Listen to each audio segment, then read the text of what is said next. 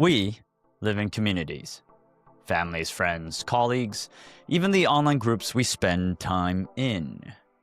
Communities are how humans have always survived. But what does it really take to build a community that lasts, to create belonging in a world that, especially now, feels disconnected? That's where Tim Falls comes in. He spent his career building authentic communities in tech, from unicorns such as DigitalOcean to SendGrid, and he shows us what it means to bring people together with purpose. From there, we'll look at how communities don't just live in groups or meetups. They also live in books, in sports like horse racing, and even in medicine. Now, at first, these worlds feel completely unrelated, but together, they tell us something essential about the future.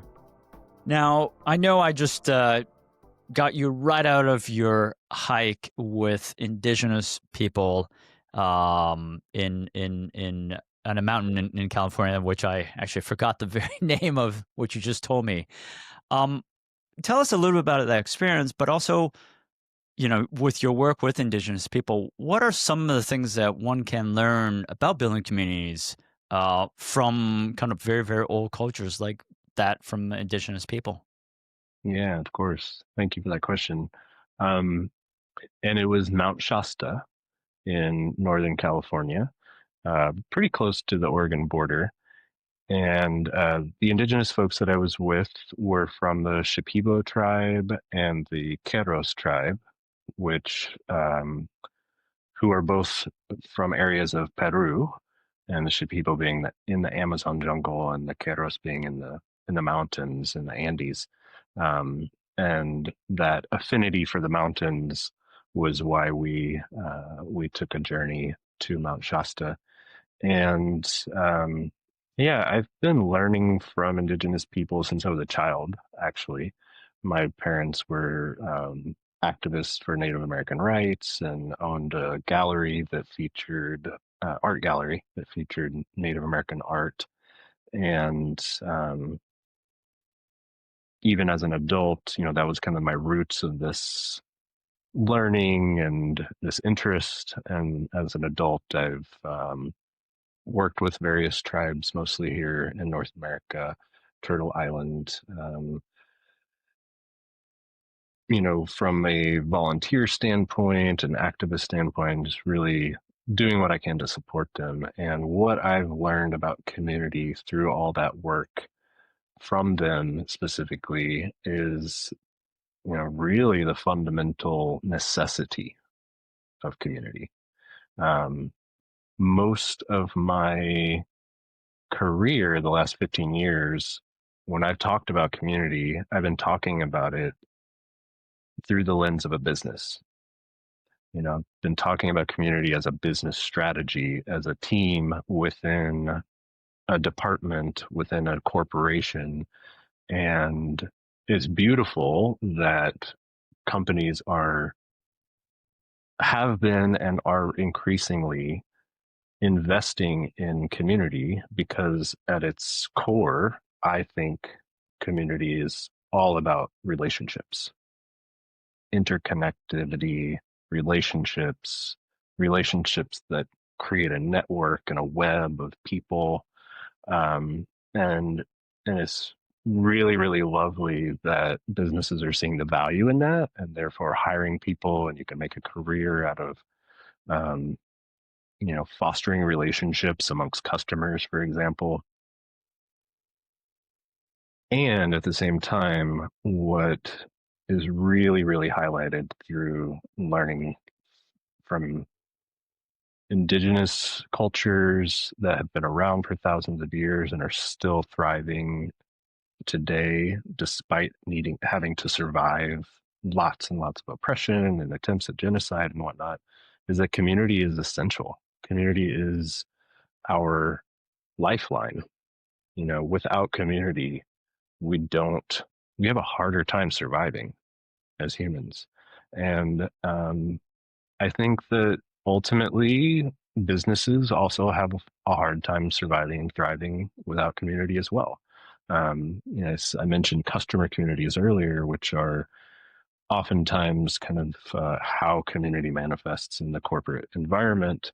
But there are also employee communities, right? Like there are community professionals who are focused on internal community. So they're creating connectivity, relationships, like creating opportunities for relationships to deepen and broaden throughout their organization so that their people work well together, right? And so that the operations of the business are smooth and efficient and enjoyable and fun, so that they retain those employees and they get the highest performance out of them they can.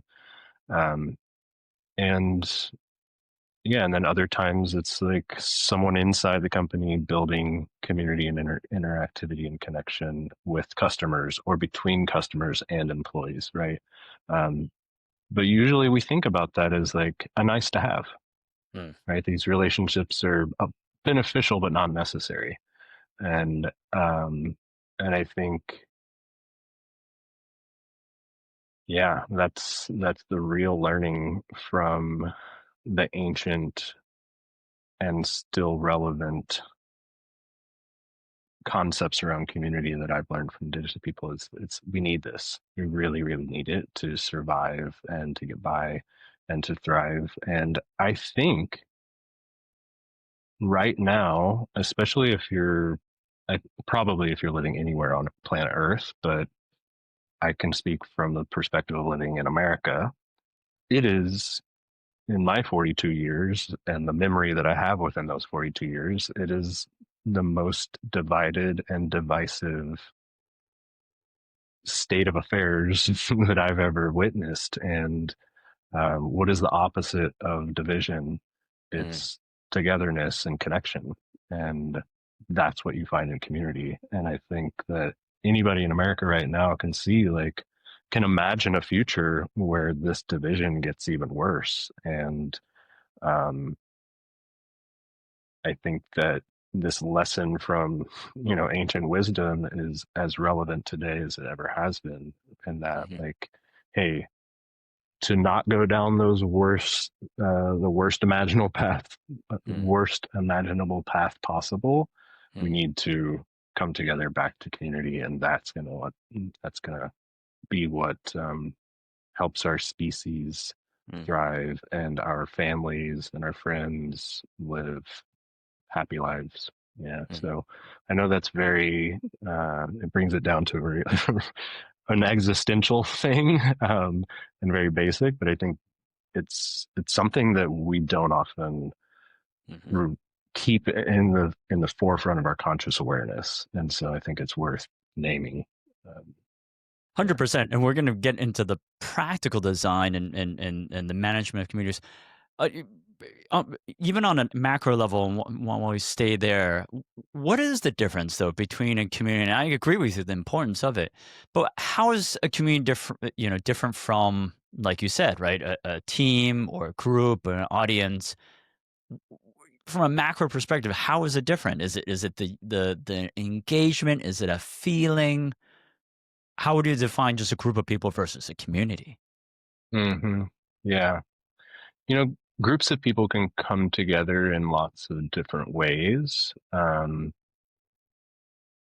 When I see a group of people coming together as a community, the defining characteristics of the community, what shows me community in a group of people is number one, participation.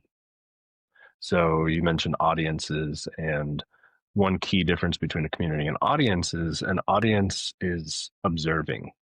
Mm. They're watching, right? They're not necessarily participating in what they're watching. And so at one very core element of community is that people are participating, not just lurking, or seeing or watching other people do, but they're getting involved. Um, and then once that participation is happening and people, like a critical mass of the people who would be considered members of the community or who are in that group, a critical mass of them are participating, the next key element, especially of a sustainable and a vibrant and healthy community, is reciprocity.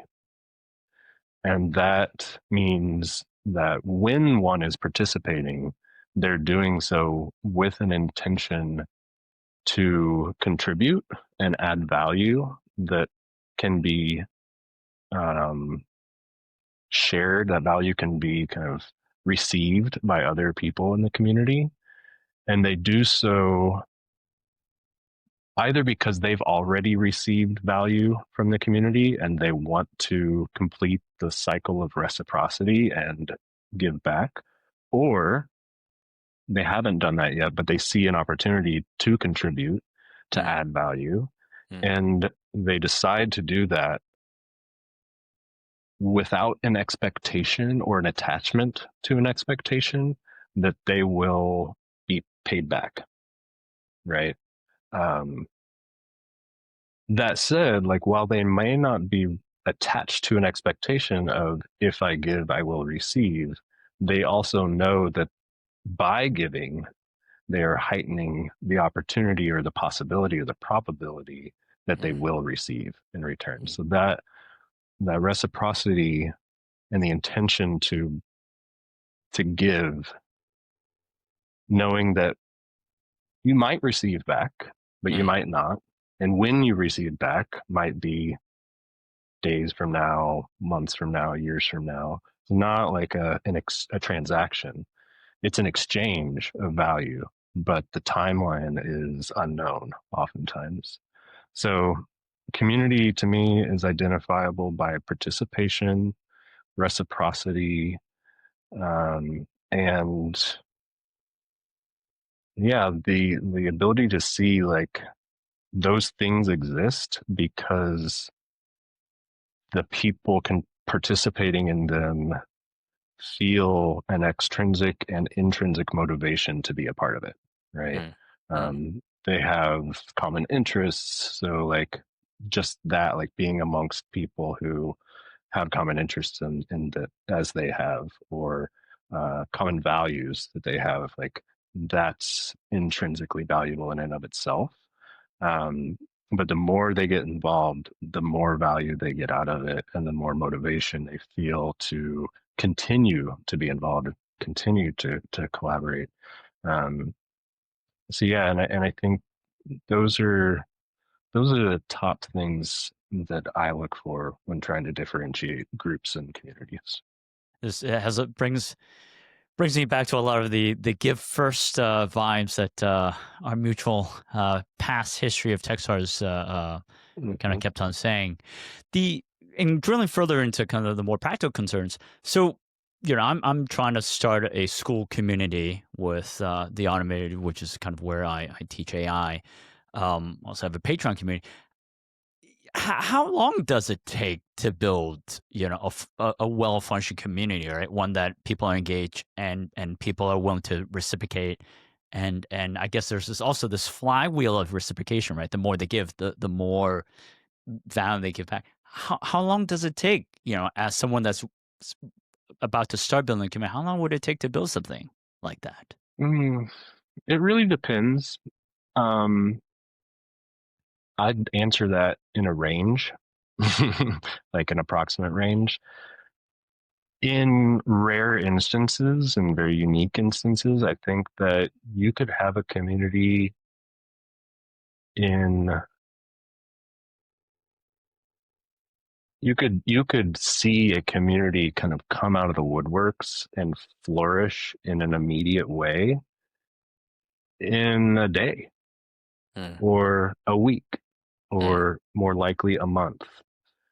And that's possible. I'll say that's possible, but emphasize that it's not common and it's Mm. not like the average if you were to average it.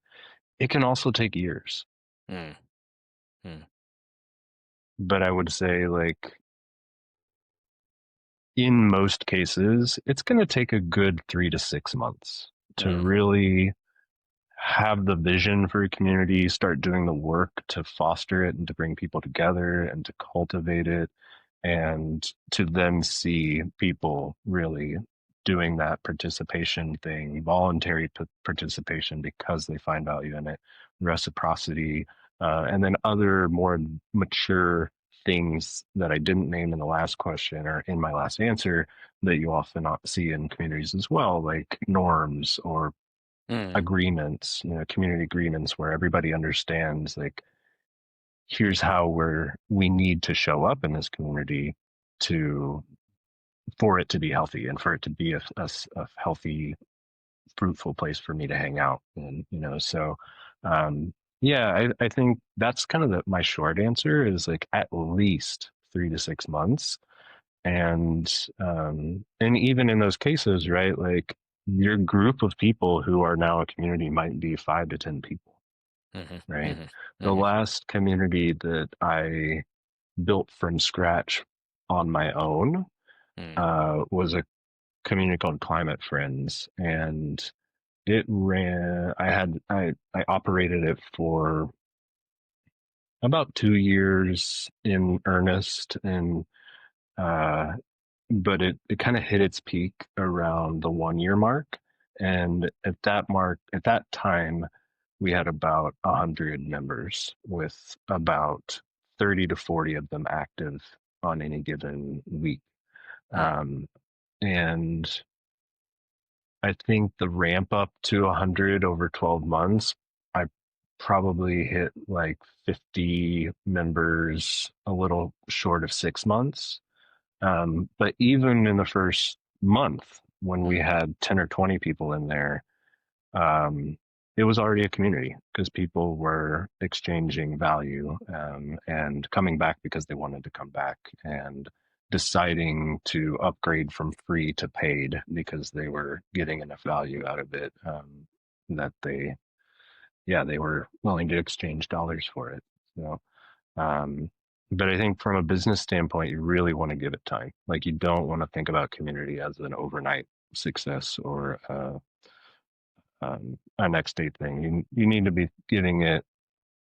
If you're starting a community strategy as a business, if you're not giving it at least 12 months to gain momentum, then you're not giving it enough time. You're not giving it a fair chance, I would say. And how would you break that down a little bit more? How would you kind of start defining those components of the community in the sense it sounds like there's the leader, the person that starts it. It sounds like there might be kind of early members that form some sort of kind of momentum or nucleus, and then you've got kind of maybe mid-stage followers and then kind of late stage. Is that the way to think about it in terms of the people and the stakeholders that you need to build a proper community? Yeah, I think that's a fair way of thinking about it. And I think I would point out a nuance to that, which is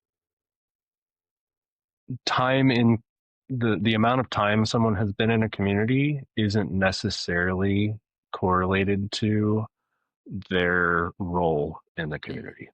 mm, Um, and what I mean by that, for example, is that you might have someone who joined the first week the community existed, the first week the doors were open, and 10 people joined, right? And of those 10 people, five of them kind of emerge as leaders. And I'm just I'm just putting five out there, not I'm just naming that, not because I think it'd be a 50-50 ratio. I'm just using a number here. Um, but 6 months down the road, you might have those leaders who like emerged in the first month or two, might have kind of faded away, and you might have somebody who joins 6 months in, and or you might have a cohort of people who join 6 months in, and there's five of them, and one of them becomes a leader immediately, mm, and the other four uh, don't become leaders at all, right? So what I'm trying to point out here is that someone can step into a community and become a leader pretty quickly if they want to, you know. That said, longevity, while it might not determine roles or leadership positions, it does have an effect on it. It has an impact on it, right? If someone's always been around, they're always leading and they're always contributing, they're always supporting other members, other people see that happening and they see it happening over the long term. Like, you know, that earns in the eyes of all members who are observing, that earns respect and appreciation. And really, like, leaders emerge because of their activity, because of their action, because of their participation, because of the impact that they have on other people. And sometimes they emerge because their leadership is naturally and easily identified by other members, and therefore kind of like the people elect or like bring leaderships to leaders to leadership. And other times, you know, again, speaking back from a company's perspective, it might be the community team or a community manager, and the founder of the community is the one who sees the leaders emerging. Because, you know, in some contexts, hopefully that leadership, organic leadership, can be observed by any members, but sometimes managers or founders can have a different insight and can have more and greater signals to identify like that's a leader, and can then through their position as a community builder or manager, you know, put structural things in place to help that person kind of grow into a more official community leader capacity, like an ambassador or a moderator or an admin or something like that. Now, the leaders in this in a community, and oftentimes, I guess, in the beginning, it could kind of mean, let's say, in a business kind of context, the founder, and to some degree, it's also maybe the early members as well. How do leaders kind of take a look at their role across the life cycle? To your point of a community, you know, should they in the beginning be a little bit more active and maybe starting the discussion? But then towards kind of the middle or towards the I wouldn't say end, but towards the middle, a little bit later on, kind of back away and let other members kind of surface up, right? And try to reward and champion other voices. How should leaders conduct themselves within a community over time? Yeah, it's a good question. It's an important question, I think. And the answer for each leader who is asking themselves that question, like, how should I show up on any given day, or how should I show up in month 1 versus month 6? The answer to each of those, or to those questions for any given leader, is going to come from their intuition. And they're going to need to be really attentive and really tuned in to the dynamics of the community and to what roles other community members are emerging into and stepping into, right? In the very, very early stages, a leader or a founder might need to be, and usually needs to be, overly active, right? They need to make sure that when someone arrives in the community, if it's an online space and, you know, it's kind of a 24/7 type thing where people maybe log in at any given time of day, or if they come into a virtual community and they ask a question, for example, right? Like, in its early stages, there are fewer people compared to a later stage to answer that question, right? And as a community founder, the last thing you want to do is to have a member be discouraged by not by asking a question, for example, and not getting an answer, right? And now, like, you can, again, you can refer back to norms, right? Like, an answer, you might want to set the expectation and a norm for your community members to say, like, hey, you know, if you ask a question, you're not going to get an answer in 2 minutes. You're going to get an answer in 4 hours, right? On it, right? And using that kind of intention to inform your actions and your decisions. So it's like, hey, I want people to know that when they come in and they post something in this community, whether it's a question or just a share, that they're going to get some attention and some engagement with that within 2 hours, let's say. In week one, I might kind of over index to like a lot quicker than 2 hours, right? To just like not to give them a false expectation that they're going to get stuff in engagement within minutes, but to like to let them know very early that people are here. Your voice is being heard. You're not being ignored. You're not alone here, right? There are other folks here. That's probably the worst, right? In the early stages of a community. Yeah. Crickets. Crickets are a dangerous thing in the early stages of the community. So yeah, a leader in the very, very early stages is one who makes sure that the crickets are quiet. And now that I'm talking about crickets, I'm remembering you mentioned the cricket ambiance around me. I'm appreciating their sounds right now. Which is to say that crickets aren't always bad. That's right. That's right. But to finish that line of thought, right? As you were alluding to there, you want to find a balance as a community leader to not jump in too quickly so that you do give opportunities for other members to answer questions. Or if you jump in quickly, do it so that the person who asked the question or shared the thing gets immediate attention, but also do it in a way that invites other people to weigh in as well, right? So that the answer you give or the response you post to the original sharer isn't a one and done answer. It's a, hey, here's what I think, here's what I have to add. But this community member I know through my relationship with them also has experience that's relevant to this question. So I'm going to tag them and bring them in, right?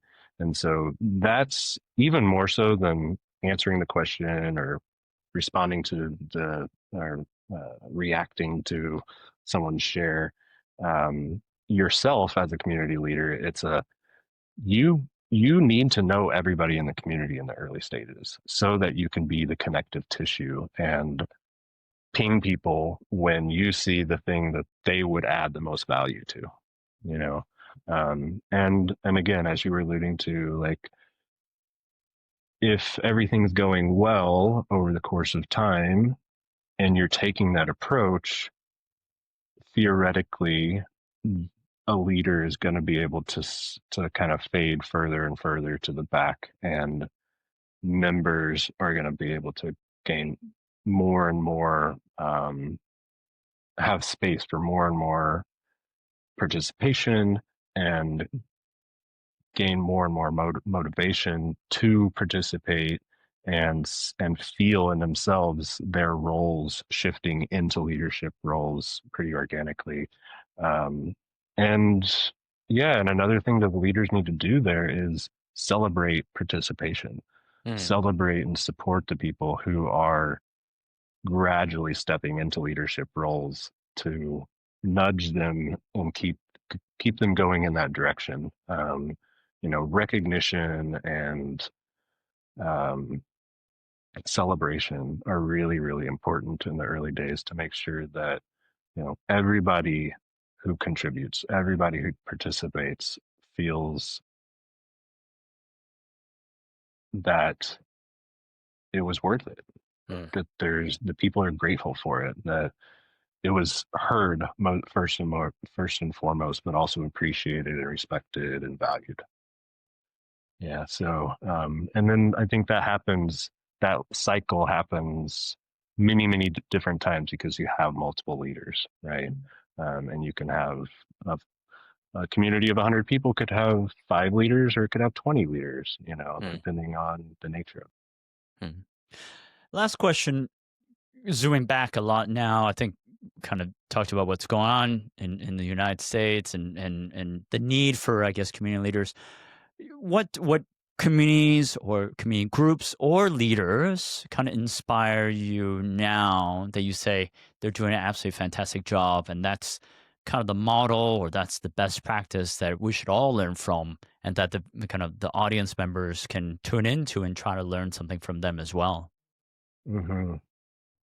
I'll try to be brief and give 2 examples. One from the for-profit technology world and one from the nonprofit technology world. Technology and then some on the nonprofit side. On the for-profit technology side, a company that I think is doing community exceptionally well is Major League Hacking, or they're often called MLH. MLH was founded about 12 years ago by a couple of friends of mine who I had worked with who were in developer relations, which is kind of what I describe developer relations as a genre of community building. And they started this company, MLH, to basically be the NCAA for college hackathons. So it's literally a league of hackers who are participating and competing in hackathons on college campuses. And they started just in the States and they've expanded throughout the world on other continents. And it has, I think because of the founders' roots in community building, community has been central to their whole business strategy throughout. And they've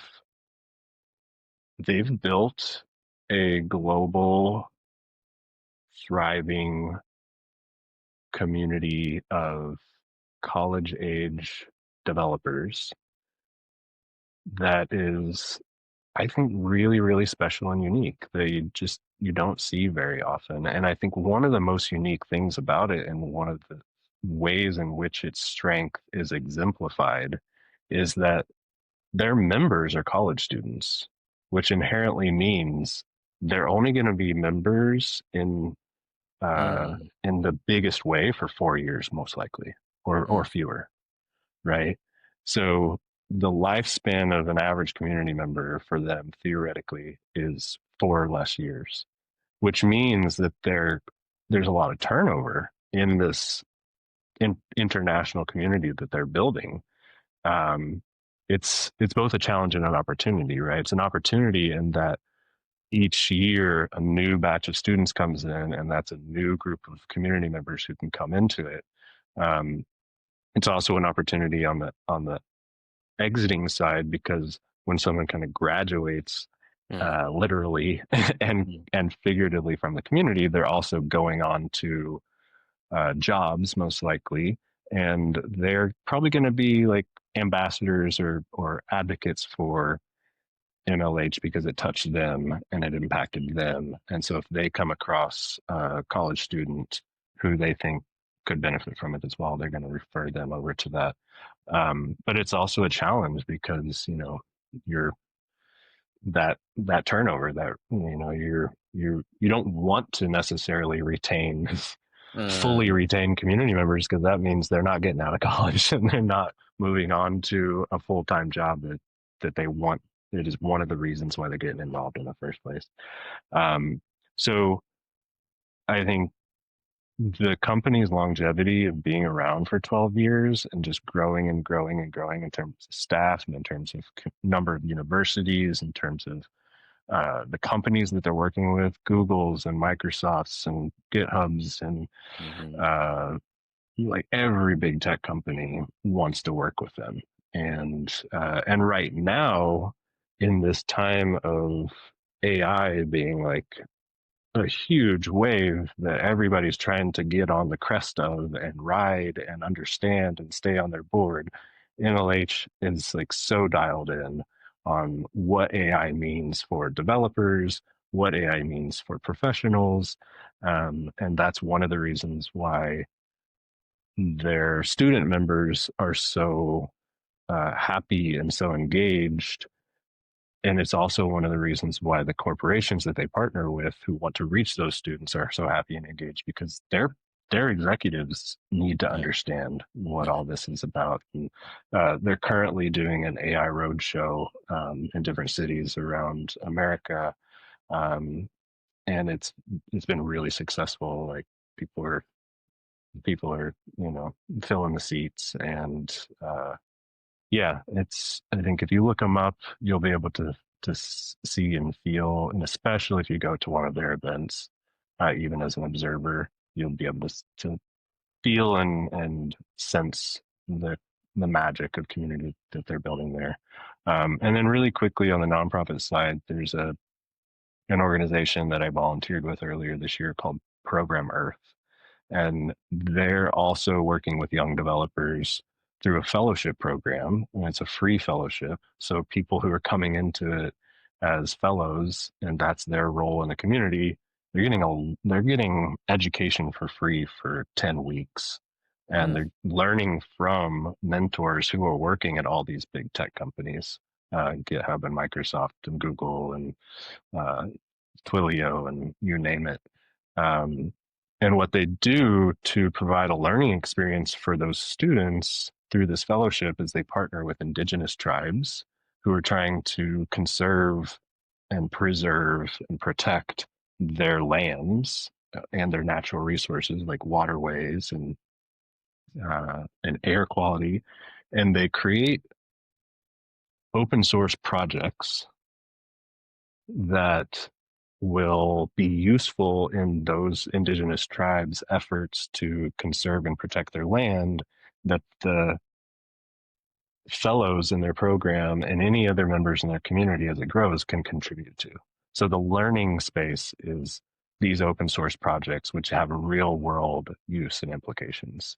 And so those are my two kind of, I don't know if I'd call them opposite sides of the same coin, but they're two pretty different, but also very similar now that I'm naming them side by side, examples of community doing very well right now. Tim showed us how communities form in real time. Groups of people coming together around shared purpose. But communities aren't always so visible. Sometimes they're quiet, almost invisible, yet just as powerful. Every time you pick up a book, you're joining a community with the author, with past readers, and with future ones. That's where Matt Karamazov comes in. He's read thousands of books, and he makes the case that reading is never just solitary. It's a community of ideas stretching across time. Now, you've mentioned your goal of 10,000 books. Why actually that goal? You know what? I set a previous goal of reading 1,000 books before I turned 30. And then once I reached that goal, behind the mountains are just more mountains, right? So, what do you do when you've accomplished some big goal that's taken you, 10 plus years to do? You just set an even bigger, more ambitious goal. So I just jacked up the number even more. But the original goal actually came from a book that I read by Chris Guillebeau, and it's called The Happiness of Pursuit. and it's it's not a fantastic book, but it did change my life. It's worth reading in the sense that he discusses the power of organizing your life around what he calls a quest, like something to give yourself direction and meaning. And for him, it was traveling to 193 countries, and he did that before he turned 35, and that was his quest. And so the book is kind of, it's helping you discover a quest of your own. And so mine was reading 1,000 books before I turned 30, and then I accomplished it, just barely. I think maybe a couple of days before my 30th birthday, and so I finished that goal, and then I just immediately set another one. And if we keep on the life extension track that we're on, of people keep living longer and longer, hopefully I have to, once I reach 10,000, I have to jack it up again to 20,000. But we'll see where the world goes. Now, with so many books and with that goal, how do you systematically kind of read these books, and not just read, right? But also you do notes and you try to process and you think about it. What's your system? Yeah. Well, I've been taking notes on every single book that I've read since 2014. And that started with Crime and Punishment by Dostoevsky. That was the first book. And then I think the number two was The Power of Now, Eckhart Tolle. The third one was The Law of Power, or the 48 Laws of Power, Robert Greene.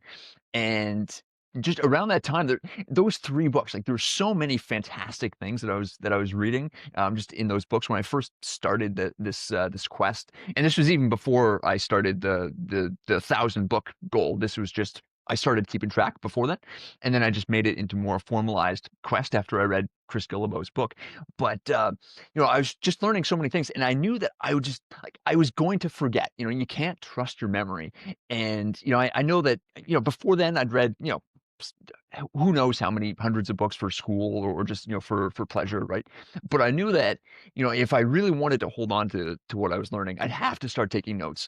And so that's exactly what I did. So I've got dozens of pages of notes from 48 Laws of Power, and I think there's some books more than others. But basically, when there's a quote or an idea, basically anything that I never want to forget ever, and it just immediately goes into my notes. And I don't. So my more technical process, I try not to interrupt my reading, or like the flow of my reading as I'm taking notes. So what I'll do is I'll just have my phone with me. I'll have iNotes open just on my iPhone, and I'll mark the page where the note, or the takeaway or idea begins. Then I'll start with maybe the first couple of words from that sentence, like where it starts, and sort of where to find it on the page. And so by the time I'm finished, I'll have a list of page 74, and then how the paragraph starts, and it's all like that, however many notes that I take. And then I'll go back to each book, and I'll type them all out, and I'll write just a summary with the ideas and things like that. And I've been doing that since 2014, and now I'm up to 1,408 books, I think. And I'm trying to balance, not racing through them. Like, I'm the very first to admit, or to say myself, the number of books read is very much vanity metric. Like, it almost literally doesn't mean anything. I just find it motivating to keep track, and it does help me actually in my work, right? Even writing my newsletter, I'll have basically, the content for my newsletter is directly from the books, or the notes from the books that I've read. And it's just having them organized by book and by year, and just in the order, and just having that all together, that whole system. It makes content creation a lot easier. Makes retrieval a lot easier. I'm able to just go back and test myself on previous books, and things like that. So there's so many good reasons not to count the number of books you've read. Like, nobody has to do that, but there are a number of good reasons to, that somebody might want to keep track, and I do. So. And we'll drop the link for actually your Beehive newsletter, which actually Right. us over at the Automated has supported in the past. We'll drop it in the description. Now, You have. over time, have you noticed, do you spend, I'm sure it varies per book, but you spend kind of just as much time on the note taking as reading the book, or actually even more? depends on the book. So like, I mean, I even take notes on novels that I've read. In that case, I'd spend more time reading the actual book than you know than doing my notes. But then there are certain books like 12 Rules for Life by Jordan Peterson. One of my favorite books. I've read that book 5 times, which is pretty insane. I have dozens of pages of notes from that book, and so yeah, that I've probably spent more on my notes. Even when writing about them. There's a few books that I take and I'll do more like in-depth book breakdowns for my newsletter and for my audience. So I'll spend a lot more time on those books. But then there are plenty of books that I just read for fun, and I even take notes from there though, because I mean, if it's even books I just rip through because I'm enjoying them. There's certain phrases, quotes, even just an interesting way of putting things, like just an idea in there that I'll never want to forget ever, and even with, fiction books like Fahrenheit 451, I've got pages and pages of notes from that book, and it's only, I think it's slightly less than 200 pages, or it's around 200 pages. And yeah, it's a novel. You can rip through it in less than a day. But I came away with just amazing number of notes and things that like I said, I just never ever want to forget. And like you have to write it down. You just can't trust your memory. And then in terms of those notes, do you find yourself kind of taking notes on kind of just the topic of the book, or kind of your reaction to those ideas, right? So what I find, it like sometimes when I read a book, and it may not be maybe 100 pages or 50 pages, but sometimes, right, that perspective is different, and that changes, for example, how I think about certain things. And I find myself taking notes more on how that changes how I think, rather than just what's on the page, if you will. Mhm. Oh, 100%. And a lot of times that's reflected in the summaries that I would write for the book. Occasionally, I'll mark something in my own words in the notes. The majority of my notes are direct quotes, and ideas taken from the book itself.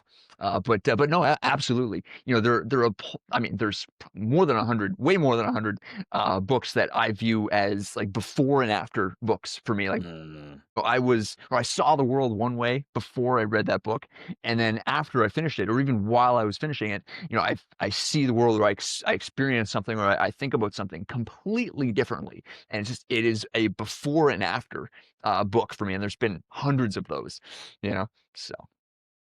What's your opinion on actually writing notes in the book itself? I'm a big fan of that, though. Yeah, I don't like. I'm not against it. All of my notes are on Google Drive, so I'll never lose them. Like I have them backed up and things like that. Actually, I mean, interestingly enough, so I don't write in the actual book, but I do think it's a fantastic idea because there's a definite sort of kinesthetic connection between handwriting and your brain, right? By handwriting your notes, and even like in the book itself, you will like literally remember the book better. Like I'm sacrificing some retention by not handwriting my notes. So, I mean, it's definitely a good idea. Just because I don't do it doesn't mean I don't see the value in it. But for me, I'm thinking like, you spend maybe 5 hours handwriting notes in this book, and then, you move apartments, or like you move a city, like move cities, or, there's a fire at your house, or something like that. Right. And you lose those notes, and you just misplace the book. You lend it to someone and they never return it. I couldn't handle that. So I've got all my notes digitized, just in a safe place. That's just how I think about it, though. Shifting gears slightly and I'm slightly envious of the library behind you. Oh, yeah. How do you find these books? My library is not as extensive as yours. Yeah, how do you find these books? How do you acquire them? How do you get these books? Yeah, any tips on actually kind of acquiring a library, if you will? Yeah, I mean, well, one thing, start posting book content on the internet, and authors will send you books like you wouldn't believe. Even, yeah, probably not half, but like a good number of the books on my desk, like in front of me right now, have been sent to me by the author just for free. Um, I buy a bunch of books, mostly from Amazon, local bookstores. They're upstairs actually, but I've there's a local bookstore that was going out of business, and I basically I just took a credit card and went there on their last day, and I spent maybe a good hour, and I left with maybe 10 or 12 books from that bookstore. So independent bookstores, things like that. I've also got a ton of books on my phone. I've got about 6 or 7 different book apps. Yeah, iBooks is a good one just with my iPhone. A lot of them are free actually, and you can buy some too. I do that as well. Audible. I do listen to some audiobooks, not as many as physical books. There's a book app called Everand. It's like a Netflix for books. I like that one too. There's some frustrating aspects of it. Sometimes they'll take a book out of your library for no reason, and just you won't be able to find it. But it's I like I like their interface and just how easy it is to read books. And you can set a bookmark on a certain page and come back to it. And a lot of my favorite books actually I've discovered on that platform, and books I'd never heard of, and it was just recommended. If you like this book, check out that book. For example, the Outsider by Colin Wilson, one of my favorite philosophy books. That is one that I found on Everend on that app just randomly, and I had never heard of this book before, and then it changed my life, like literally changed my life. So like all these kind of serendipitous finds as well. And then there's so many ways to find great books too. But even just inside the books that you read yourself. So every so often an author will mention or recommend outright a book that they read for their research for their book, or some book that they're quoting or something, and I'll immediately take that out if it looks interesting, and I'll keep, like, I have a list of I'm a big list nerd, but I have a list of high priority reads, books that I can't wait to get to, and then sort of mid priority reads for ones that kind of look interesting, but I'm not super excited about starting it. I'll put that on a list that I save for later.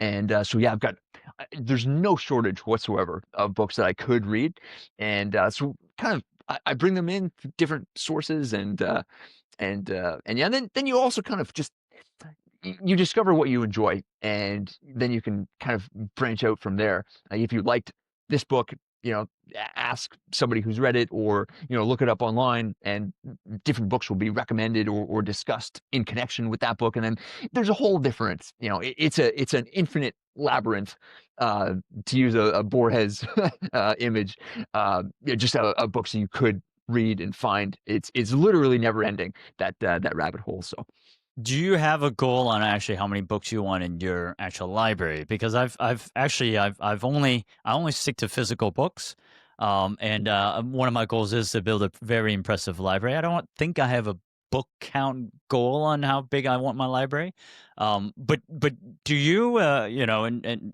on the physical library bit? yeah, I do actually, and I never did before. And so I don't have a fully formed goal to tell you about right now, but I can say that it's something that I was thinking about for sure. So I can definitely see myself in possession of a moderately large library at some point, but no concrete plans. Like, I'm not adding another wing to my house anytime soon. Well, I was gonna say, is all the books, the 1,400, are the ones that are behind you right now, or actually there's more in some other rooms? Oh, there's books littered everywhere, yeah, everywhere here, and then books on my phone, books from the library, books that I've just read once, and or borrowed from a friend, and just they're everywhere. So Actually, yeah, I recall in your last video, and actually currently right now, you have one of my favorite books, The History of Philosophy, right behind you. It's also right behind me. It's a very, very impressive book. Out of all the books you've read, what is your favorite? And I know this is very tough. It's like having 1,400 kids and asking which one is your favorite one. yeah, But what is your favorite book right now? man. Without thinking about it, Now, I would just now, say, on the spot. the Count of Monte Cristo by Alexander Dumas, Okay. and it's top 10 all time, probably top 5, out of 1,400 I don't see it being, kicked out of that top spot. Whether it's my absolute favorite, maybe, who knows? It very well could be. Yeah. But then there are honorable mentions too. We've got Meditations, Marcus Aurelius, the book by Alan Watts. That's another fantastic one. The Revolution from Within by Jiddu Krishnamurti. That's another favorite. Uh, what else? There's so many. Um, yeah, just a tremendous amount. Fahrenheit 451, Paradise Lost is fantastic. Faust, Johann von Goethe, just amazing book, amazing. Yeah, just a ton of them, just so many, too many to count, too many, Too yeah, many kids. too many Too many. favorites I couldn't even. So But then that goes to the point. For someone to actually think about starting a collection and obviously not as much experience as you, having read so many books, would you argue, and you kind of allude to this point earlier, would you argue for someone that, again, starting this collection, would say just invest in a couple of those books, right? Meditations, Count of Monte Cristo, and really just read a book. You can read a book 100 times rather than having 100 books and reading it just once. So really focusing on maybe the classics and things that you can read rather deeply rather than have huge volumes of books. 100%. Yeah. And I like to strike a balance between both. But there is immense value, just massive, in going back to the books that have changed you, transformed you already, and going deeper into them. Let's see, the Beginning of Infinity by David Deutsch. I haven't read that yet. I'm being pressured by a number of people to put it up higher on my reading list right now. But Naval Ravikant has read that book about 10 times or more. And, from what I've heard of that book, I don't blame him whatsoever. And, there's, oh man, I mean, I read 12 Rules for Life five times, including listening to the audiobook version once, read by him.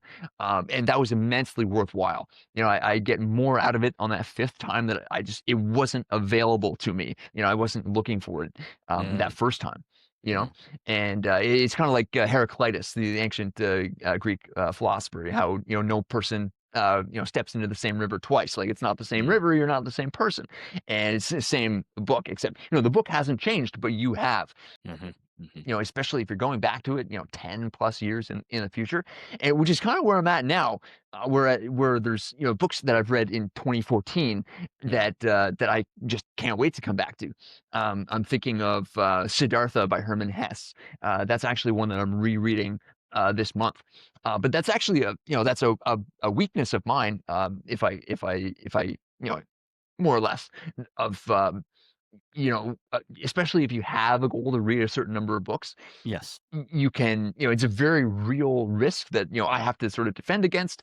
The temptation to just, check them off a list so you can get to the next one, and it's just like, that's not the point.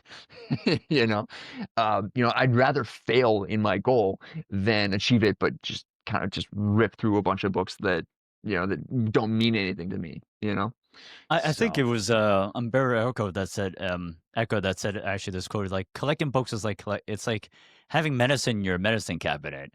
So you just don't know when you might need it, right? But you want to have all these books, right? And so you might pick it up once and read it, and then you may not even read it, right? But the fact is, you have those books at your disposal, and you're able to kind of tap on that when I guess you're in that point of life where you kind of maybe need that particular book, and you may Yeah. need that particular medicine multiple times. Absolutely. Well, he had a personal library of about 30,000 books or something stupid like that. I mean, stupid in a good way. Right. And, Nassim Taleb also has this idea of the anti-library, of just basically a collection of books that you haven't read. And it's humbling in the best possible way, and I mean, every 100 books I read, I get stupider, really. I know stupider isn't even a word, but it's just, it reminds you how little you actually know compared to what there is to know.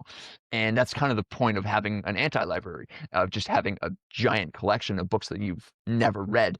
And it's basically you're forced to confront the fact that there's still so much. Like, you're still on page one of human knowledge, right?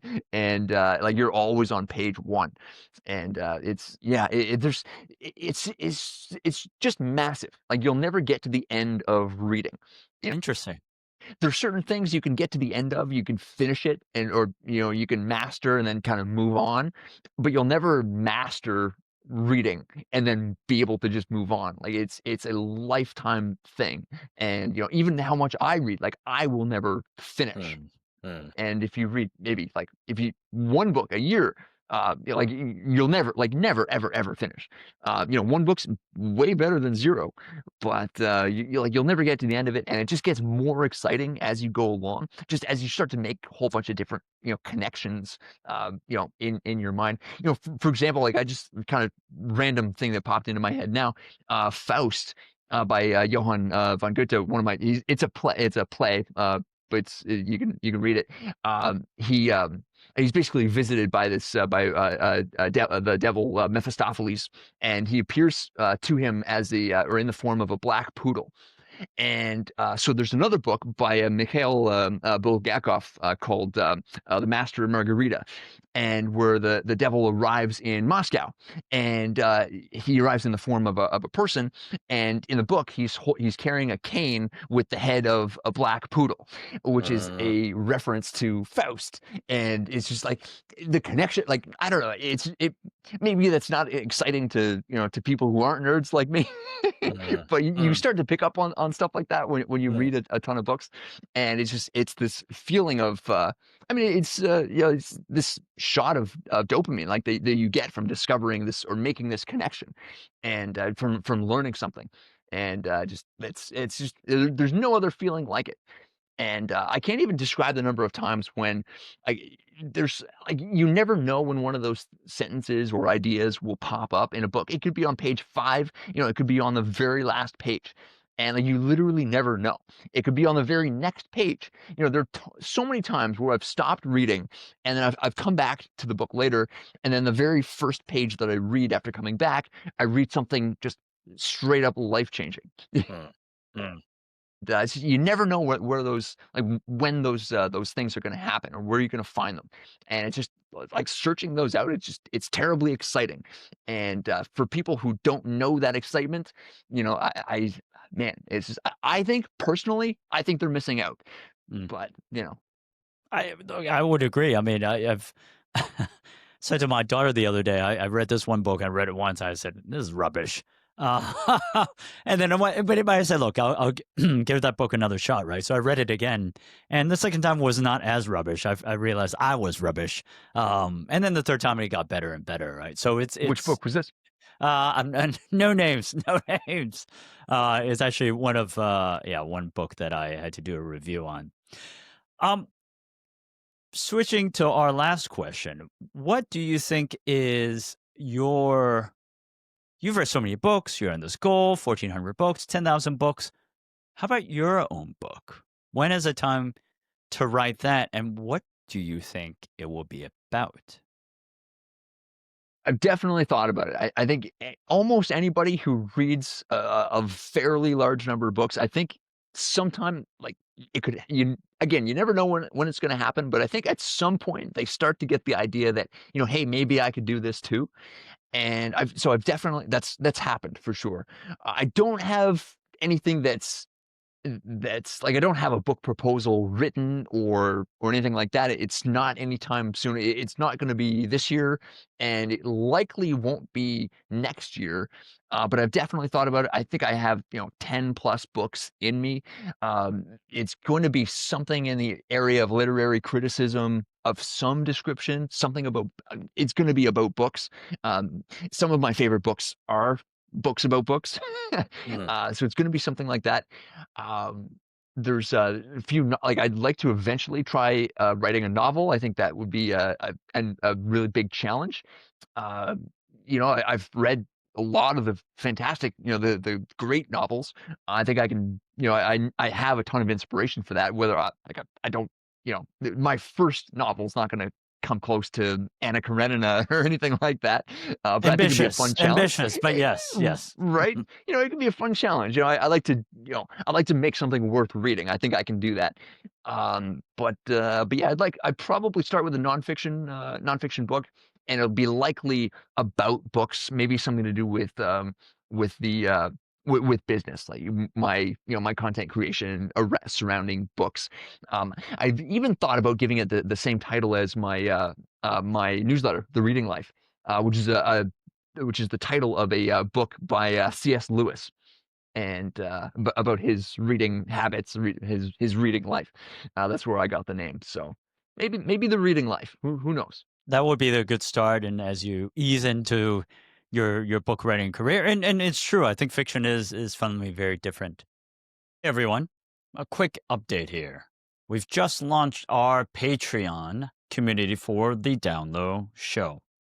This is a new way for us to share more with you, our listeners, behind the scenes, early drops, and experiments we're building out. If you've been following along and want to support what we're doing, come join the free community at patreon.com/thedownloadshow. It's brand new. It's our first step in growing something bigger, and we'll love to have you in from the very start. There are communities where patterns have to be spotted instantly, where the stakes are high and the clock is running. That's where horse racing comes in. At first glance, it's sport and gambling. But beneath the surface, it's a community built on intuition, shared bets, and an ongoing search for meaning in uncertainty. Alex O has spent years inside that world, and he shows us how horse racing can teach us about judgment, data, and the role of chance in our lives. So tell us a little bit, what is horse racing at its current moment? How has it evolved in recent years? So, just as a background, horse racing started when there's a crossbreed of 3 different horses: the Turkish horses, the Arabic horses, and the British horses. And they all started racing against each other about 400 years ago.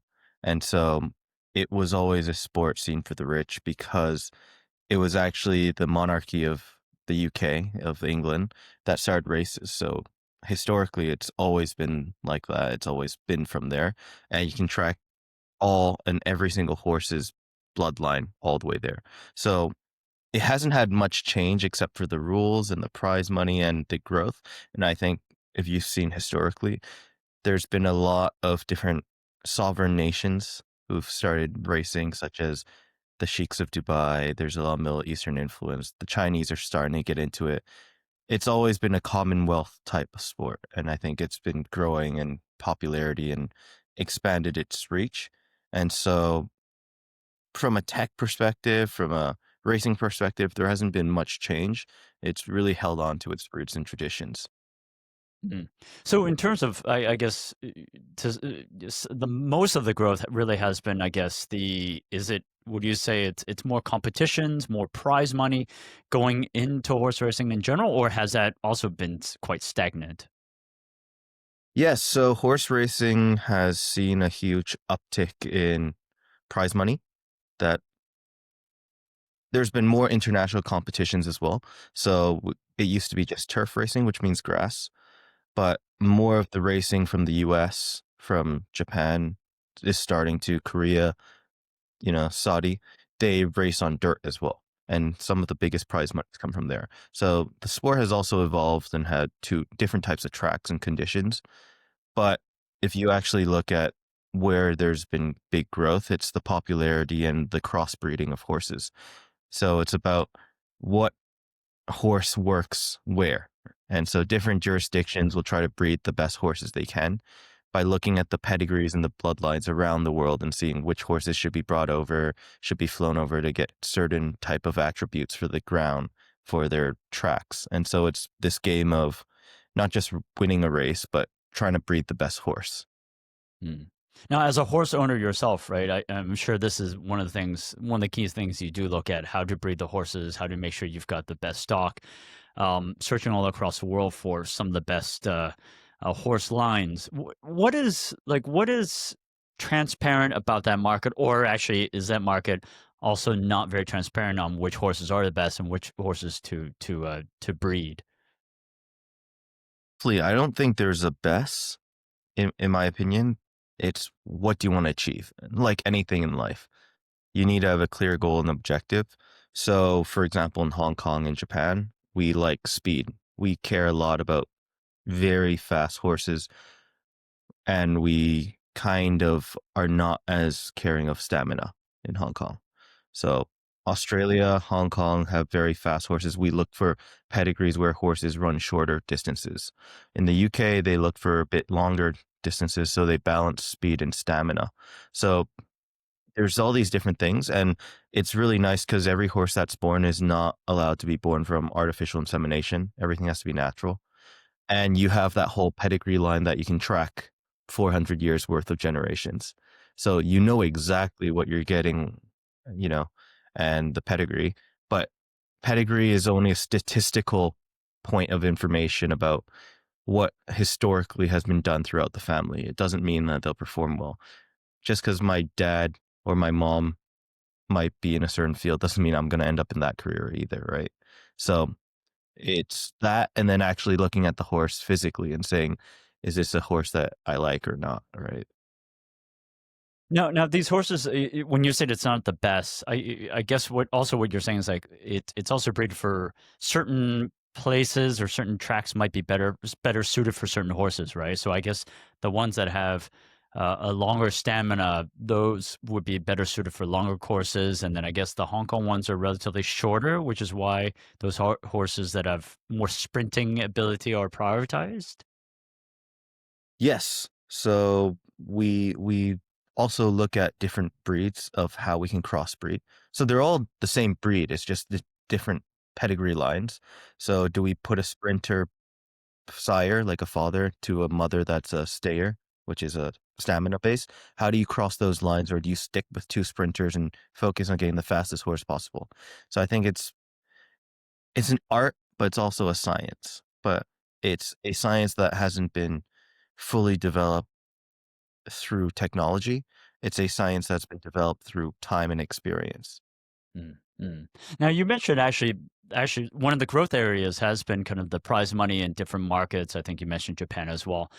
How how is it growing in mainland China, where there probably isn't a history of racing, right? Like you said, I think this is more of a Commonwealth type of sport. How is it developing in China, and what differences are there, and how do they think about horse racing? I think it's really fascinating because if you look at horse racing, thoroughbred racing, it's a Commonwealth sport, but it's starting to be dominated by a Chinese organization named Yulong. So Yulong was started by a man named Mr. Zhang, who came from Shanxi, and he just loved his horses. And so he went to Australia and built up from scratch a stud farm, so a stallion farm. And he bought up a lot of the best horses, and he's breeding. And now they're number one in Australia, winning all the big races and owning all the best horses. Now they've just tackled and moved to the UK and started their operations. So they're taking over the UK as well and getting the best horses, everything. And it's quite interesting and fascinating because when you think of countries, the Sheikh of Dubai runs Yes. Godolphin, which is a very famous racing organization, and they just shut shop in Australia and they've closed their organization down. So even they're downsizing because of, Chinese influences. They might have their own reasons, but Chinese influences are definitely growing. Now, if we talk about racing specifically in China itself, Yeah. it's a huge thing that is growing in popularity, but because of no wagering, it's a bit difficult to get prize money in. So horse owners probably pay a lot more for entry fees, and that is the pool for for the winners. So Mm, you, me, and a bunch of friends own horses, and we'll just pool our money together, and the winner takes it, right? So it's a mm, very different model and system. So I think it will never become very professional until it expands and opens up, but the mm. interest is there. And so when that happens, we'll see a huge growth. And then, so from a popularity perspective, let's say aside from the wagering kind of side, from a consumer perspective of just racing horses, I mean, but there's no history or there's no historical precedent for it. But why do the Chinese enjoy horse racing? Yeah, so there is historical references to horse racing. It's been there, but much longer distances. So if you look at Kazakhstan, Mongolia, northern parts of China, Central Asia, they do horse races, but we're talking about 50 to 100 kilometers, which is a very, very different sport. It's a stamina-based sport. While here, when we talk about horse racing, when we say long distance, it might be 3 kilometers. So we're talking very, very, very different sports. So there's always been horsemanship there. Now, why have they transitioned? I think just like everything in China, when we looked at them opening up, they want to perfect and be good at whatever they try to do. Look at microchips, look at the global economy, look at cars. When they do something, they try to do it right. And I think, with horses, they've seen an opportunity. They've seen it as a sport. It's something where the Arabs have gotten a lot of tourism and have been able to develop their brands through horse racing. And I think with China, there's a similar thought process, but it's also the fact that they want to enter the sport and, win. So I think there is growth in that aspect. And that's why, having the champion horse is it's a feeling that you can't replicate. It's a feeling of being so high.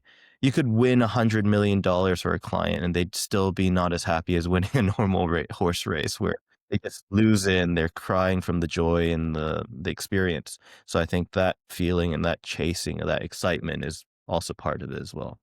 Interesting. So in that case, so there are, I guess there's a consumer want for horse racing, or at least kind of the high, and then the wagering, kind of the betting side. That's kind of, I assume that's kind of Hong Kong's stance in this whole thing, in that it could provide practice there. And I'm keen to kind of tie into Zach's presence in the number one jockey in the world, and his presence in the rap video from Sky, SKI, the Sky, the rapper.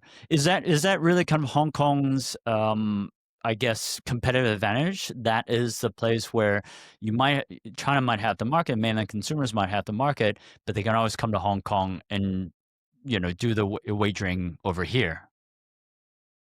Definitely, it is a place similar to Macau, I think. But Hong Kong's horse racing is a bit different from the rest of the world because it's the only place that takes the betting revenue and turns it into charity. So they turn over $130-something billion per season, and that gets pumped into the Hong Kong economy. So it's been something that's very it's established, it's had a long legacy, and it's somewhere where everyone sees it as also charity and doing good. So I think it gets a good rep from that, and it is a place, it is an advantage, and I think Hong Kong's a very accessible location for everyone. It's very well managed, it's well maintained, it's part of the culture, it's everywhere. If you go on a taxi, you go on a bus, the bus drivers, the minibus drivers, everyone's on the radios on Wednesday nights, on Saturdays and Sundays, listening to the races. So it is, many generations of that, and I think people can appreciate that when they come over here. Now, from a marketing side, the head of the whole International Federation of Horse Racing is the CEO of Hong Kong Jockey Club as well. So Hong Kong has a valuable place in Asian racing, but also in the world, in determining a lot of the policies and where it should go. And so we have a huge advantage in that aspect. Interesting. I can, for actually tourists that usually come to Hong Kong, Wednesday nights at the races is a big thing, right? To go and see the race and then be a part of the whole festivities. So I think, you might be right. That is actually one of our main advantages. Now, shifting a little bit over to the technology side, how is AI being integrated into horse racing from whether it be a performance analytics perspective, whether it's a wearables perspective, or even betting? Yeah, so I think let me split that into 3 parts, talking about wearables, wage, betting turnover, and actual performance analytics. I think from the wagering side, Hong Kong has always been a financial hub. So when AI was introduced and data analytics was introduced, everyone jumped on the bandwagon of taking data from the horses and the betting turnovers and using that to try to get an edge of which horses are going to do well or not. So a lot of arbitraging, a lot of ideas on Dutch booking of how we can try to make this work. And I think that, unfortunately, some have worked, some have done well, but on a large scale, it's kind of changed the sport in a sense where everyone's following the money like a trader instead of actually appreciating the horses. So it is good and it is there and it's helped turnover. But I think the lack of understanding of horses is where it kind of has a downfall. So there's something that needs to be explained and developed. Most of it is mainly on how do the odds move? Where's the money going? So I think it fits Hong Kong completely. That's our personality. That's the ethos of Hong Kong, right? Where can you find value where others can? Now, if we talk about wearables have been around for almost 20 years. It's been around for a long time. So the issue with wearables is calibration and reliability. So if you think about a horse, 1,000-pound animal, making sure you get the right exact point where you can put a heart rate monitor and making sure that you get the right data and information is quite difficult. And is it scalable? These technologies are quite expensive. So if you have 1,500 horses, you can't really do that. If you have in Hong Kong, each trainer is only allowed about 70 horses. Having 70, monitors on each horse and being able to watch them, you don't have the staff to actually be able to monitor data collection. So I think those are big issues with wearables that are not addressed. And then the reliability, if someone misplaces the saddle or misplaces where the sensors are, will you get the data you want? And I think those are all question marks. And there hasn't been much progress since. And I think it's been used a lot in Australia. In Hong Kong, it's been quite disregarded in a lot of areas because of the scalability issues. So the third part, if we talk about performance, there hasn't been much done. So that's where I come in, and that's what I am trying to do with. I run a lab at the Hong Kong University where we study bioinformatics and analytics of their biomechanics, how they move, how they walk, and medical imaging. So that's where we're really trying to go and trying to push the envelope. No, I like how you actually mentioned those in 3 parts. I remember actually on the very first part, on the betting side, the American that I believe is now banned by the Jockey Club because of the fact that I think he tracked over 100, 150, 200 data points on horse racing, and I believe he actually beat the house, if you will, pretty solidly. In terms of the performance side, that seems to be from also your work, and I think what you were saying, that seems to be kind of an area most people had not been focusing on in the past. How do you think that kind of area will change the industry and the sector as a whole in horse racing in the next 5 to 10 years? I think it needs to change because, as you said, it's seen as an old person sport. And from an entertainment perspective, people like data. If you look at football, it's also evolved quietly. XG, so expected goals, you have all these metrics. Obviously, the issue is how do you contextualize these metrics, right? They're not just buzzwords that get, like, for example, an XG or expected goal of 20%, so 0.2, with a defender shooting is not the same XG as a striker taking that shot. And so it's about how do we create these data modalities and metrics and look at conceptual measures that make sense and not just plug them in. Because if you think about horse racing, there's a lot of data. It's one of the only sports, if you think about, where in the middle of the races, between races, they'll measure the firmness of the ground and give a pentometer meter and reading, the weather conditions, the biases of the track, like where's the grass softer or not. There's so much information, and data is such a data abundant sport. And that's why there's some magic in it, is because of the complexity and the dynamism. Now, how do you encapsulate that into understanding for a younger audience, for people who are looking to enter the sport? And then from the performance side, how do you take that data and make use of it into something that's useful, not just something we're measuring for the sake of measuring? Hmm. Actually, on that point, right? Like, how many data points are these data points provided by, let's say, for example, a jockey club, or are these data points kind of provided somewhere else by some sort of external provider? And how many data points are we talking about, really? Yeah, so this is provided every time there's a race. This is standardly provided by any race organization. So if you look at the sport, there's probably about 16 to 18 factors that influence a result. And that's on the simplistic side. So, Right. for example, how hard is the ground today? Um, what's the weather conditions? Tactics, like who's in the front, who's in the back, the rails. The railings actually change in distance, which means, are you running a wider turn or a shorter turn? Is the wide is the track more narrow or more wide? That also influences. So there's all these things that are provided. It's just, how do you conceptualize that and put it into useful information for someone to really absorb that and understand? So, and if you don't do it for the general audience, you use it for people who are in the industry. Mm. How do you turn that into performance, right? How do you actually squeeze that information into something useful? So obviously it is useful. Obviously there's trainers, there's people who are professionals, and that's why they get paid. It's to be able to look at these and read the conditions and be able to come up with a way to win. Now, how do you encapsulate that and make it easier so that they can take that information more readily available?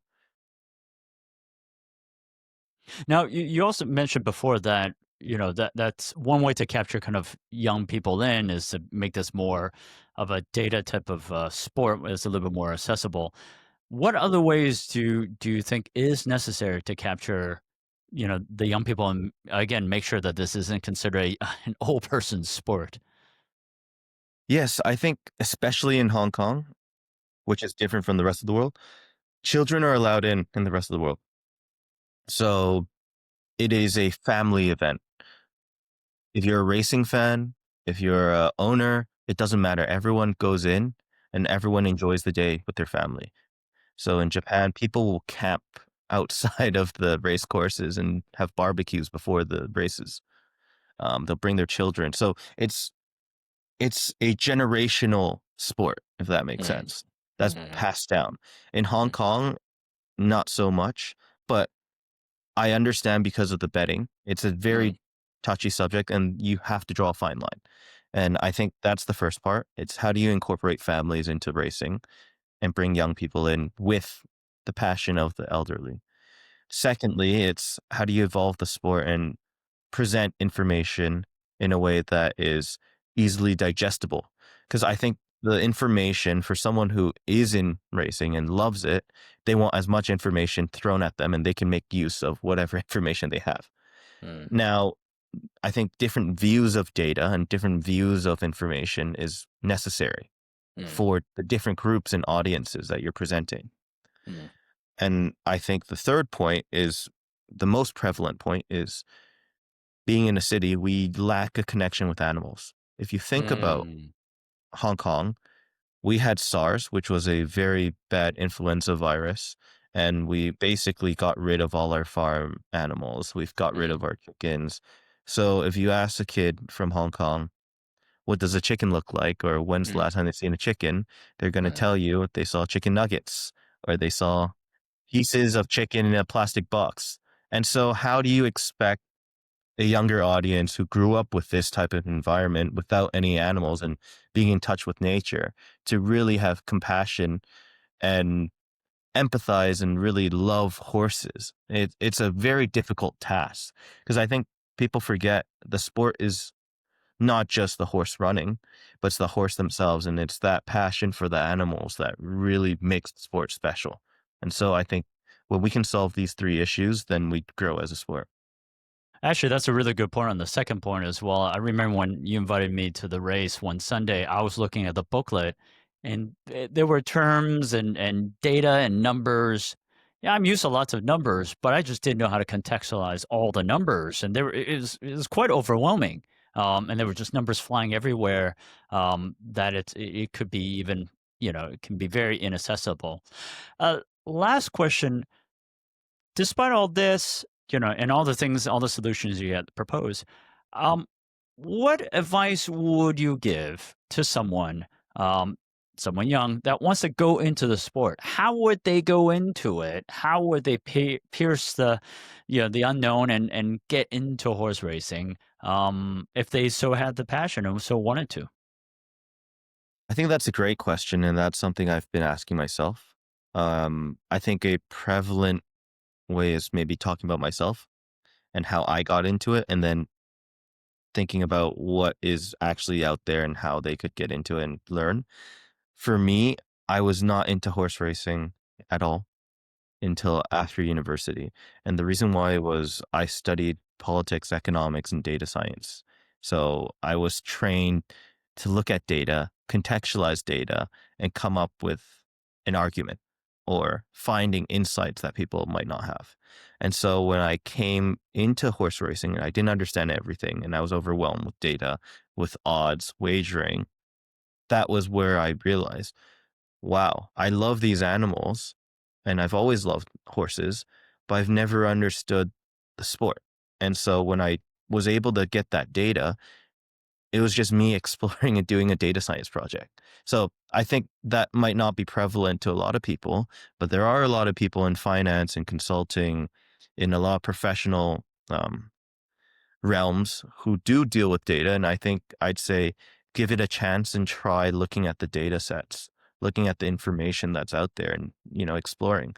But for someone else who does not have that background, who's purely interested in how do you get into horse racing, I think watching the races and actually going there and feeling the environment is something that is very, very prevalent and is very important.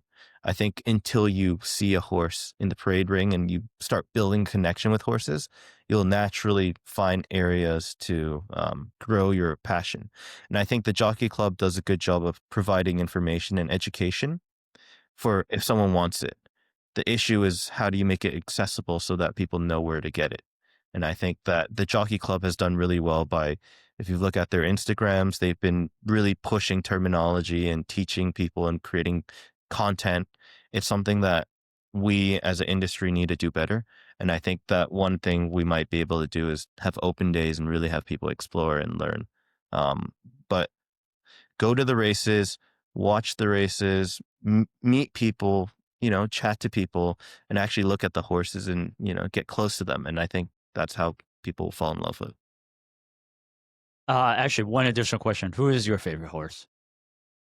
Yes. I mean, if we don't talk about, my own horses, um, for me, there was a horse named Urban Sea. And Urban Sea it's a huge triumph because she was owned by a Hong Kong lady and she won the biggest race in the world at the time, which is the Arc de Triomphe in France. So whoever wins that race becomes a stallion, like a horse that can breed. But it was a female horse that won. So this family was the first ever Hong Kong, the first ever Asians to ever win this big race. And then that horse bred 2 champions. One was Galileo and one was See the Stars. See the Stars was owned by the same family and he won the Arc. And now they're chasing a 3rd generation from that pedigree line to win the Arc again. And they ran 2nd last time. So they're very close. And this is huge because to have a Hong Kong owner from somewhere with 7 million people to do that, it's amazing. And Galileo has become the #1 sire in the world. Hands down, most valuable horse. He's had the most champions ever. So if you think about it, if you look at, horses, pedigree and everything, it all started from one Hong Kong lady. which is really impressive. And it's a moment of pride for us. And if horse racing is about navigating financial risk, medicine is about navigating human risk at the highest stakes. Doctors have always formed communities of practice, learning from one another, sharing cases, and building trust. Now, AI is stepping into that circle, reshaping how those communities work and how decisions get made. That's where Dr. Hunaid Gurji comes in. He's working at the intersection of AI and healthcare, and he explains how this new kind of medical community is being built. So fantastic presentation. You presented to actually a whole stream and a whole cohort of, I think, more than 100 doctors and practitioners and educators in the medical field. Now, you started off the presentation with prompts and prompt engineering, quite expansive and quite kind of back to basics. But yet, I think you ended up with this framework, this prompt framework called Medic. Can you tell us a little bit more about kind of what you think about some of the things that you covered? What do you think about kind of some of the general prompt frameworks, and why do you settle on Medic, and why is that different from, and why is that actually not just different, but more effective than some of the frameworks you've seen around? Sure. So there's lots of different frameworks out there, actually. To be honest with you, you and I had talked about using RACE framework. And there's different ways to approach race framework as well. I would say that, if you are used to using race framework, you're someone who has been using AI for a while and understands that the prompt needs to be as specific as possible. When you're not used to doing that, another framework is called MEDIC. Now, MEDIC, the M stands for mission, the E stands for expected outcome, the D stands for the details of what you are looking for, the I stands for instructions, and C stands for customize. So for the mission part, you really want to identify the goal and the purpose of the prompt. For expected outcomes, you really want to be as specific about the format and the structure of the prompt. Okay. For the details, that's when you start to tell the GPT or the AI or whatever large language model you're using that what are the level of your learners? What topic are you talking about? What are the competencies you're looking to achieve? In instruction, you're looking to set the tone: professional, business casual, serious. What are some of the constraints? What do you want the user to be able to do and not do?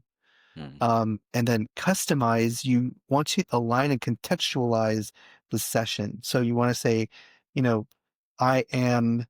I'm a pediatric hospitalist working on a busy hospital service, and I've got medical students and residents working with me, and I want to discuss X, Y, and Z case with them. So by doing this, by setting up the MEDIC framework, it allows you to be more specific. And as you and I both know, specificity in terms of the prompt gets you a better outcome.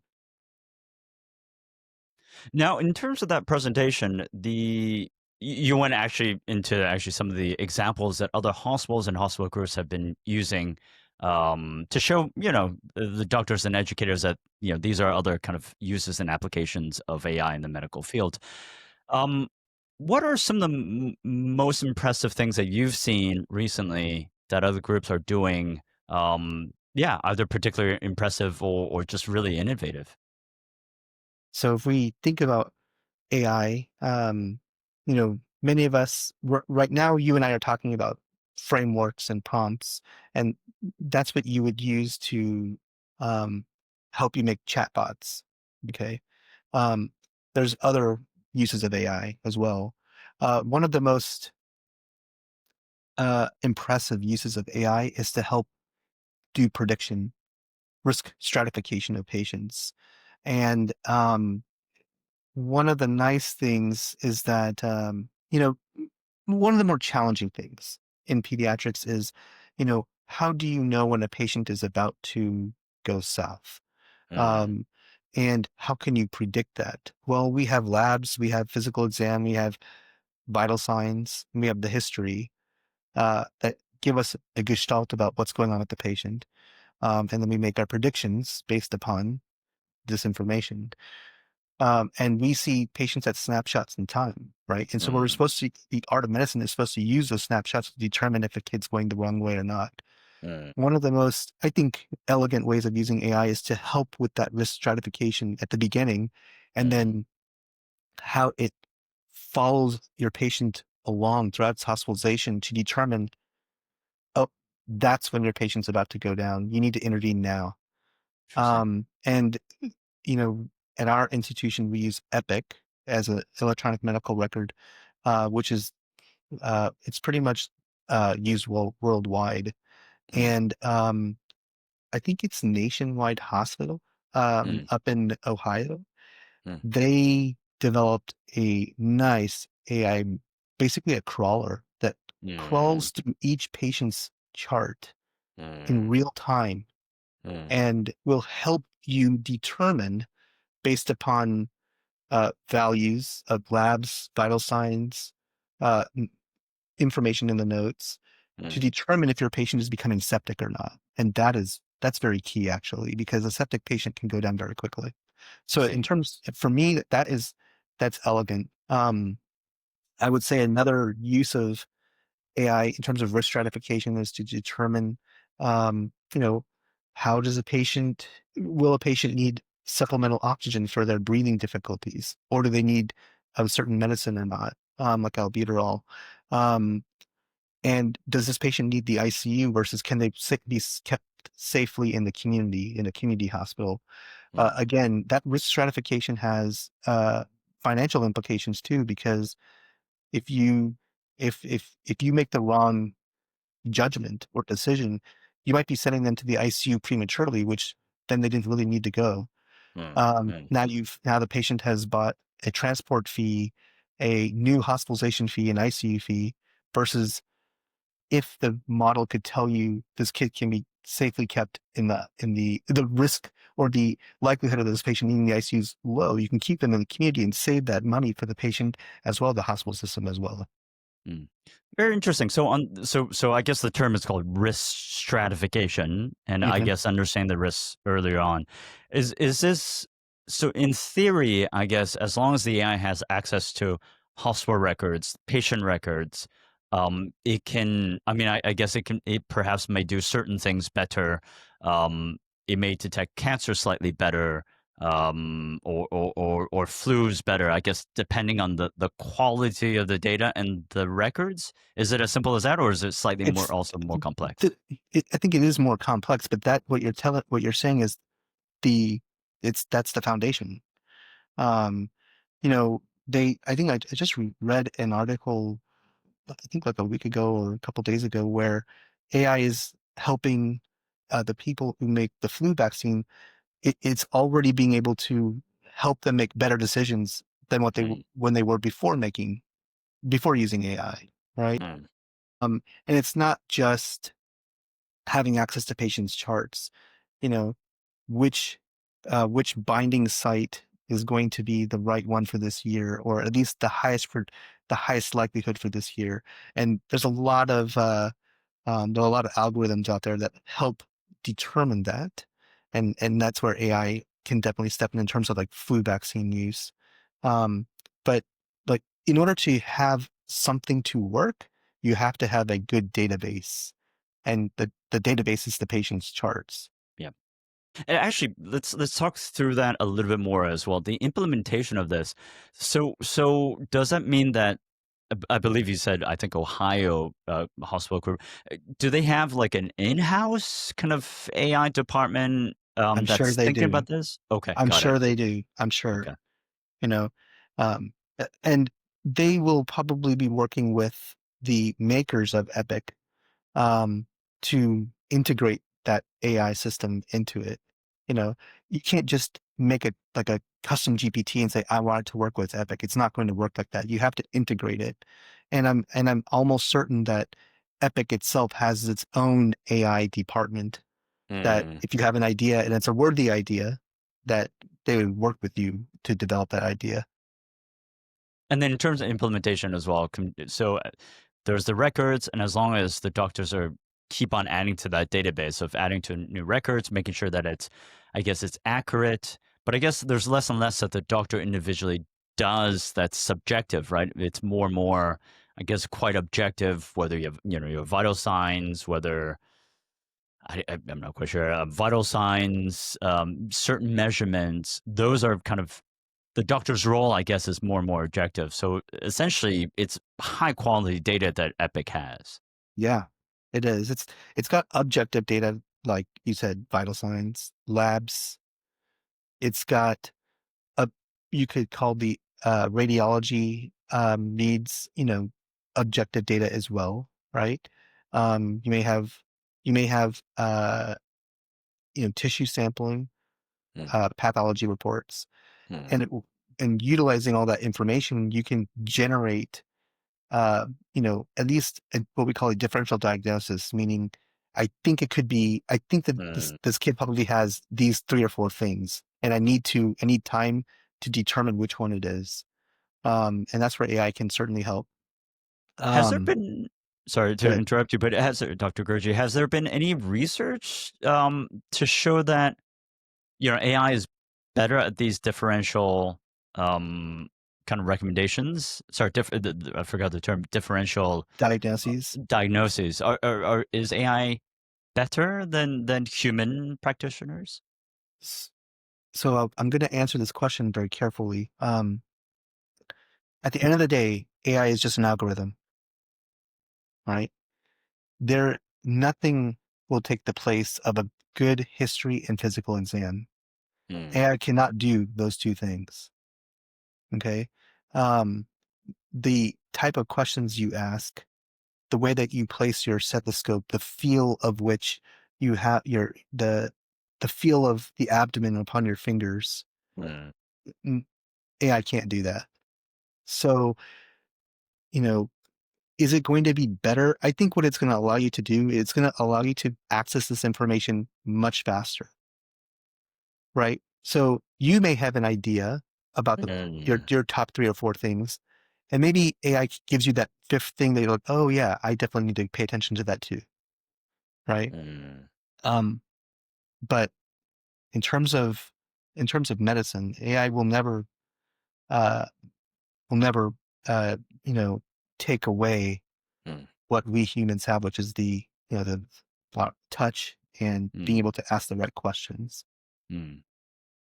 So it's like in the popular series House, there'll be a bunch of people thinking that there is indeed a problem, and instead of taking 1 episode to figure out what the problem is, it'll be a couple seconds. But at least the humans will know that there was a problem and there is a problem.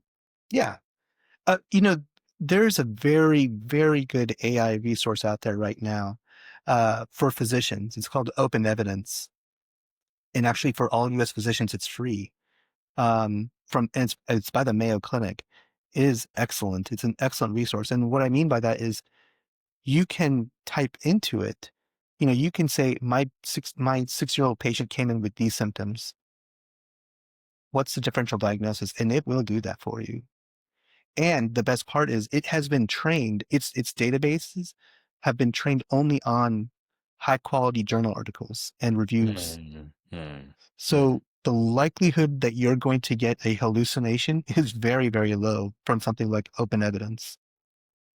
Now, shifting gears over to ethics, which we were kind of skirting around anyway, and that was actually one of the kind of key sections in the presentation you just made. What are some of the top ethical considerations of practitioners and educators in the medical field these days? Because AI, and I'm using that word very loosely, because AI allows us to access information very quickly, you have to wonder what are going to be the ramifications of that, right? Am I accessing this information quickly just to get my work done quickly so that I can have fun? Or am I accessing this information quickly so I can move on to something that's less administratively burdensome so I can actually learn this other information better? Am I accessing this information quickly so that I can make it write my scientific papers very quickly so I can turn it into the publisher very quickly and beat out my competition? So you can see that there's a lot of ethical ramifications to using AI. I would say, there's some key ethical principles at stake when you talk about AI. You talk about accountability, justice, non-malfeasance, beneficence, veracity, and autonomy, and even fidelity. And I would say in science, like as a scientist, you really do have to worry about all of them, honestly. But nowadays, like the journals that you publish at, they have very strict criteria that they will say, we do not want you to use AI to help you write your paper. And some of them don't care, right? In medicine, you can imagine that if you utilize AI to help you come up with a treatment plan, you had better be an expert in your field already to make certain that what the AI is telling you is not a hallucination that could actually cause harm. Because, for all of us that go into medicine, right, the first law is do no harm. And so you have to make certain that the tool that you're using will not allow you to do harm. And so again, I think that AI, you have to use AI in a manner that helps you learn, but you're not becoming dependent on it. Because at the end of the day, you may be working for an institution that allows you to use AI, and then you might transfer to a different job where you don't have access to any of it. And so you really do have to have that information up here. Okay. But there's other uses of AI, like we talked about. There's AI to help you, am I missing something in terms of my differential diagnoses? Can AI help me scribe my notes so that I can spend more face-to-face time with my patients? I don't have to worry about that administrative stuff. Can AI help me sift out which patient is going to go south before they actually do? So there's a lot of good that AI can do for us, but you always have to double check it. You always have to. And I think that's a great deal about the ethical part is as well, right? You have to double check, but you also have to make sure that what you're using it for is actually uh, ethical for what you're trying to do. Right. So on the kind of differential diagnosis kind of example, you can have as much AI helping you on the diagnosis and giving different kind of ideas on what the diagnosis may be, but ultimately the person that makes the decision is the physician, and that person both has, I guess, the moral duty, but also, I guess, the legal duty to do the right thing, and that's probably not going to change That's in right. the foreseeable future. I agree. I do not see that changing because at the end of the day, that's my signature on the patient's chart. That's my order I placed. It's not the AI's order. I have to hit the button to sign it. And that's my medical license as well. Do you see that as, to your point, I'm trying to tie this with, the accuracy. If the accuracy of AI in diagnosis based on Epic records gets higher and higher, let's say for very specific use cases, flu, 99% accuracy. Do you still see the role of doctors as still being integral because ultimately they are the ones signing off ultimately? Yes. I will take your question and reframe it a different way. Do I see AI taking over doctors' jobs and making them obsolete? And the answer is no. I do think that as the specificity and sensitivity of these algorithms goes up, it will demonstrate to everybody that at the end of the day, you still have to have someone sit in front of that patient, ask them the right questions, and do a proper physical exam, which is something that AI still cannot do. Now, last question. Again, great presentation for the educators listening now on this podcast, and we'll actually link to the presentation if we can. yeah, for educators who actually want that want to experiment, and medical practitioners who want to experiment with AI, what do you recommend as a first small step that's somewhat innocuous and that's safe and fun, I suppose, that will give them the biggest impact? If you're a medical educator or just someone who just wants to get your feet wet, um, you really do have to learn how to talk to these models, whether it's ChatGPT, Llama, Copilot, whichever you're choosing. Um, the reason why is you can't you can't just ask it what's the diagnosis for the kid that has fever and cough. It's going to use its own knowledge base and come up with something that might be true and something definitely that might be false. And so you do have to practice prompt engineering. You know, ChatGPT is free, right? I mean, you have a certain amount of tokens, but it's free. You Hmm. can practice there, and if you're, what we said in our grand rounds was check which large language model your institution uses. Because let's say you do have a good idea and and you want to develop something, it would be a shame for you to develop a good prompt that's working Hmm. on one large language model only to find out that your institution actually uses a different one, Hmm. because copying pasting one prompt to another large language model doesn't translate properly. You have to do a lot of training, and it doesn't work the same way. And so figure out which large language model your institution does use or will allow you to use, Hmm. and practice there. Falls on building communities of people, to Matt Karamazov on the community of books, to Alex So on the community around horse racing, and finally to Dr. Hunaid Gurji on medicine and AI.